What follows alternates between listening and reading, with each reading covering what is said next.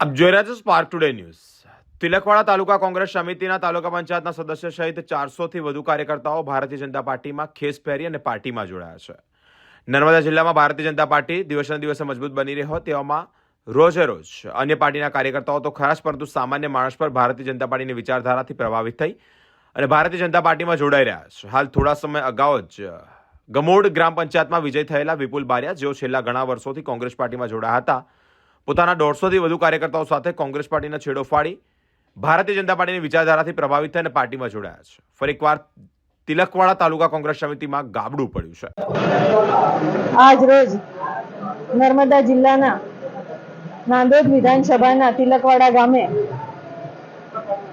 400 કરતા પણ વધુ કોંગ્રેસી કાર્યકર્તાઓએ ભારતીય જનતા પાર્ટીનો ભગવો ખેસ ધારણ કરીને ભારતીય જનતા પાર્ટીના પરિવારમાં સંમલિત થયા છે।